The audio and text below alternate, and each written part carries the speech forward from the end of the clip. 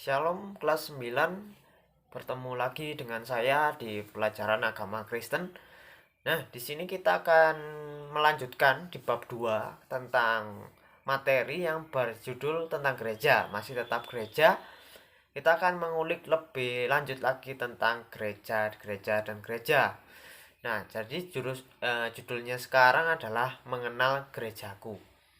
Nah, di sini dari kata-kata mengenal gerejaku pasti kalian sudah lama sekali berada dan menempati gereja kalian.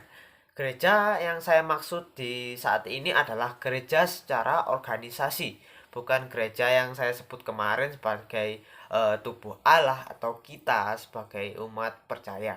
Bukan, tapi ini gerejaku secara organisasi. Gereja mana sih saya? Saya ikut di gereja mana? Saya ikut di denominasi gereja mana? Jadi seperti itu. Jadi itu yang akan kita bahas saat ini. Dan mungkin saat ini saya akan sedikit membahas di materi, karena di materinya cenderung pembahasannya ke arah ranah negatif. Jadi saya akan tetap mengikuti apa yang ada di materi di eh, modul ataupun di buku Agama Kristen kelas 9. Jadi di sini saya menuliskan bahwa sudahkah kalian mengenali gereja kalian? Nah, kalau saya sebagai orang GKJW, gerejanya GKJW, Gereja Kristen Jawi Wetan, ya saya sudah mengenal bagaimana gereja saya. Gereja saya adalah gereja di mana orang-orang Jawa, suku Jawa berkumpul eh, untuk memuji Tuhan, dan di situ pastinya orang-orang yang berkumpul adalah orang-orang yang seiman dengan saya, yaitu Kristiani. Dan banyak budaya di sana yang dituangkan melalui gereja. Jadi ada kombinasi antara budaya dan kekristenan. Jadi awal mula eh, GKJW terbentuk karena adanya eh, sedikit pendekatan dari misionaris kepada orang-orang suku Jawa. Jadi supaya Kristiani itu bisa diterima dengan baik, makanya kebudayaan suku Jawa itu masih tetap harus dilakukan. Nah, bukan berarti kita meniadakan atau tidak mempiurkan, tidak mengaslikan kekristenan itu sendiri, tapi ini sebagai pendekatan supaya lebih mengenal, supaya lebih serg lah dengan hati seorang suku Jawa, seperti itu. Awalnya seperti itu sih. Nah, jadi kalian sudahkah memahami atau mengenal gereja kalian, apapun denominasinya? Nah, di sini kalian harus berpikir bagaimanakah gereja kalian saat ini. Nah, melanjutkan pembahasan mengenai gereja sebagai umat Allah yang baru kemarin, saya seringkali membahas bahwa gereja itu bukan sekedar gedungnya, namun orangnya dan persekutuannya. Nah, dan banyak polemik-polemik di dalam gereja masa kini yang mungkin sudah tidak mencerminkan menjadi gereja sebagai umat Allah, apapun denominasinya.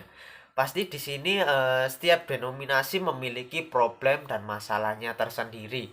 Nah, secara organisasi, karena kita sebagai manusia yang tidak luput dari dosa, pastinya di situ banyak sekali kesalahan, banyak sekali permasalahan yang ada di dalam organisasi sebuah gereja itu. Nah, jadi di sini kita akan membahas itu, dan bagaimana sih pendapat kita tentang gereja yang seperti itu, yang katanya kemarin gereja dipenuhi dengan keegoisan, gereja menjadi ajang sebagai ajang penunjukan diri atau bahkan ajang unjuk kekayaan dan lain sebagainya, diskriminasi. Jadi seperti itu. Kita akan lanjut. Kita akan membahas lagi tentang asal usul gereja. Asal usul gereja pada awal mula itu kita dapat mengetahui di Yohanes 17 ayat 21, bahwa kita ini dipanggil menjadi satu tubuh sebagai tubuh Kristus ya. Pada awal mula bahwa kita tahu bahwa Tuhan Yesus datang ke dunia itu untuk mempersatukan kita kembali dengan Allah yang dahulunya karena dosa kita sudah terpecahkan, tercerai-berai dengan Allah. Hubungan kita sudah jauh sekali karena dosa. Oleh karena itu Tuhan Yesus datang ke dunia menebus dosa kita untuk mempersatukan kita kembali dengan Allah, dengan dirinya, supaya kita menjadi satu tubuh, menjadi gereja yang ya, yang kalau disebut di iman rasuli seperti itu. Kita lanjut. Kita kemarin sudah mengetahui bahwa gereja terbentuk di Perjanjian Baru melalui peristiwa Pentakosta. Di sanalah rasul-rasul diberikan karunia roh, yaitu Roh Kudus, untuk menyebarkan Injil keselamatan, kabar keselamatan kepada seluruh pelosok negeri atau seluruh bangsa-bangsa, supaya dapat mengenal Tuhan Yesus yang telah mengasihi dunia, yang telah datang ke dunia untuk kita semua. Jadi di sini asal usul gereja dapat kita pahami seperti itu ya. Oke, di sini banyak ya denominasi di gereja. Kita tidak usah muluk-muluk di luar negeri, tapi di dalam negeri saja. Denominasi gereja sangatlah banyak sekali. Dari mungkin saya GKJW, mungkin ada GBDI, GKI, GSJK, terus GBI dan lain sebagainya. Banyak sekali denominasi gereja. Jadi denominasi gereja itu awal mula dari mana sih? Nah, jadi kita harus mengenal, harus memahami denominasi gereja kenapa kok bisa sangat banyak. Nah, awalnya yaitu dari sebuah perpecahan. Perpecahan ya pecah. Layaknya kamu seperti membawa sekeranjang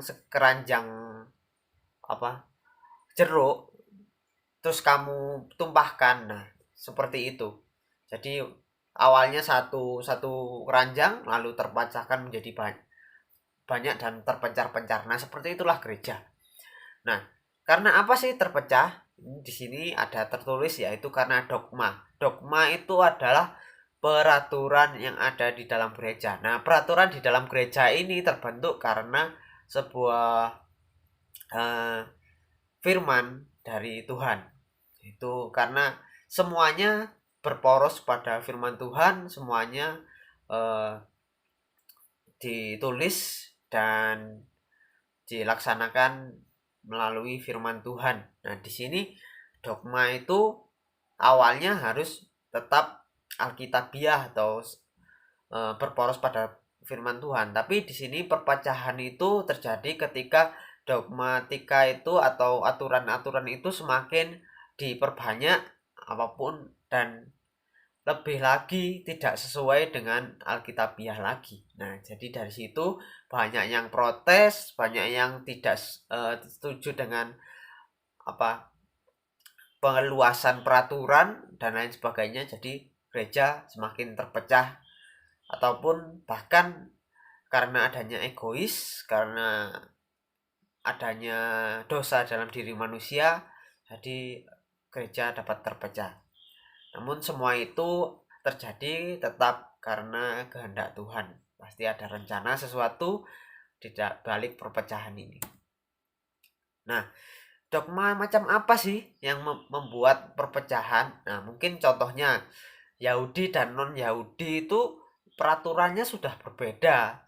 Kalau Yahudi dan non-Yahudi harus disunat. Mohon maaf.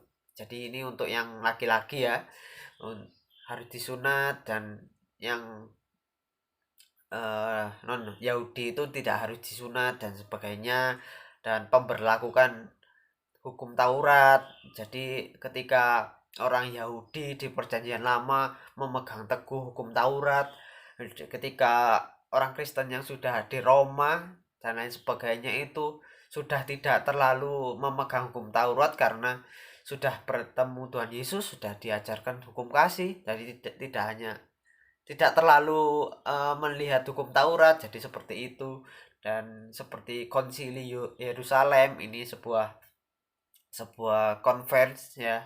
Jadi ini karena di situ sudah tercantum banyak sekali, mungkin ini terjadi sebuah perpecahan di sana. Dan apostolik ini adalah sebuah pelayanan pelayanan yang dilakukan oleh rasul-rasul yang dicontoh oleh eh, orang-orang atau misionaris atau bahkan ketua gereja masa kini. Jadi mungkin ada yang tetua gereja masa kini ada yang menirukan gaya pelayanan Petrus, ada yang menirukan Paulus. Jadi ada yang condong-condongan ke ini nabi ini, ke rasul ini, jadi seperti itu. Jadi enggak, tidak adanya kesepakatan, adanya perbedaan itu yang membuat perpecahan gereja di masa lampau hingga sekarang menjadi gereja yang sangat banyak denominasinya. Itu dia. Mungkin sampai sini. Kalau ada yang tanyakan silahkan dicatat dulu, nanti ditanyakan pada saya atau ditulis di kolom komentar. Nah, di sini perpecahan. Nah, kita lihat dari awal adalah gereja itu terbentuk secara organisasi itu pertama kali adalah gereja timur atau Katolik Roma dan gereja barat yaitu disebut ortodok. Nah, ini sebelum perpecahan menjadi banyak ya. Jadi hanya gereja ini ya, gereja timur Katolik Roma dan gereja barat, gereja ortodok. Kalau kamu tahu orang ortodok itu yang pakai topi yang tinggi itu ya. Seperti itu, yang ada jenggotnya tebal itu. Jadi seperti itu. Nah, Katolik Roma dan Protestan. Nah, ini ada perpecahan lagi. Katolik Roma dan Protestan ini karena adanya Martin Luther dengan 95 dalilnya di tahun 1517. Ini kalau dibahas ini sangat panjang. Nah, jadi kita lanjut saja, kita bahas secara inti-intinya saja. Nah, Martin Luther dan Johannes Calvin. Nah, ini ada perbedaan juga.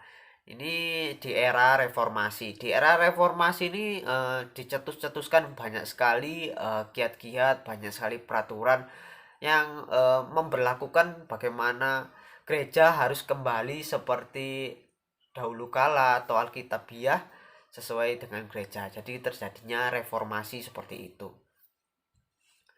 Dasarnya juga dari Martin Luther yang 95 dalil itu. Oke, di sini ada karismatik dan pentakostalisme. Nah, di sini habis tadi reformasi itu terbentuk sebuah aliran, di mana aliran yang disebut dengan aliran mainstream. Jadi aliran mainstream itu aliran awal mula yang dianut pada gereja masa dulu. Nah, setelah itu akan ada sebuah aliran, di mana aliran yang disebut karismatik. Kalau di sini di Indonesia pasti banyak yang tahu aliran karismatik itu yang bagaimana. Aliran karismatik itu ya yang memiliki aura, memiliki semangat dalam memuji nama Tuhan, menggunakan karunia-karunia roh yang diberikan Tuhan untuk memuliakan nama Tuhan. Nah, apakah aliran reformasi atau mainstream tadi tidak ada semangatnya, tidak ada gairahnya? Tentu saja tetap mempunyai gairah dan semangat dalam memuliakan nama Tuhan, tapi memiliki caranya sendiri. Nah, jadi beda dengan karismatik ini menggunakan karunia yang menggebu-gebu, semangat. Jadi beda lagi dengan aliran yang sebelumnya. Jadi sudah paham mungkin di Indonesia banyak karismatik, pentakostalisme, mungkin seperti DPDI dan lain sebagainya seperti itu. Oke, kita akan lanjut. Nah, perpecahan gereja mula-mula. Ini kita dapat pelajari di Korintus ya. Di Korintus itu uh, dijelaskan, kalau kamu membaca ada banyak poin-poin tertentu yang dapat kamu baca di sini. Saya membacakan saja ya. Di sini ada perpecahan dalam jemaat. Ini Korintus itu diawali dengan seperti itu, perpecahan di dalam jemaat yang ada di Korintus. Dan di sini kedua juga ada praktek-praktek asusila. Jadi di sini ada praktek-praktek yang tidak sesuai dengan ajaran di Alkitab, ajaran rasul-rasul ya. Jadi ini menjadi pertentangan. Dan ini juga masalah pernikahan. Nah, masalah pernikahan ini apa sih kira-kira? Jadi masalah pernikahan ini menjadi sebuah sakramen apa enggak sih? Nah, jadi dulunya itu ada ada 3 sakramen, ada 2 sakramen. Apa saja sih? Sakramen baptisan, sakramen perjamuan kudus, dan yang ketiga ini ada yang memasukkan sakramen pernikahan. Jadi apakah benar? Jadi di sini menjadi sebuah polemik, sebuah perdebatan di kala itu ya, tentang pernikahan pokoknya.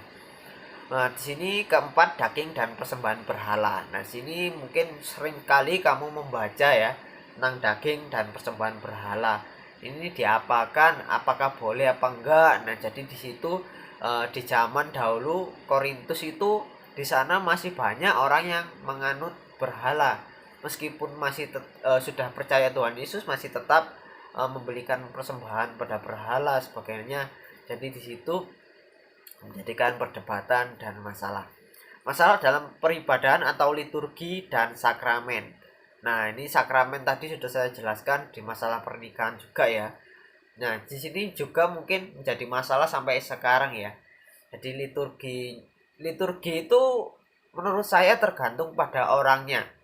Kalau saya sih cenderung suka kepada liturgi yang syahdu, yang kusyuk, yang begitu apa ya, tenang seperti itu. Jadi kalau mungkin saya berada di dalam gereja yang berapi-api semangatnya dalam memuji Tuhan, itu malah tidak sesuai dengan saya. Jadi saya tidak menyalahkan orang yang seperti itu, tapi setiap orang memiliki tempatnya yang berbeda-beda, kecocokan yang berbeda-beda. Jadi seperti itulah mungkin terjadi masalah pada zaman dahulu. Nah, karunia-karunia roh. Sini karunia roh ini terbentuk melalui Pentakosta ya, karena Roh Kudus ini membuat rasul-rasul berbahasa-bahasa roh dan lain sebagainya.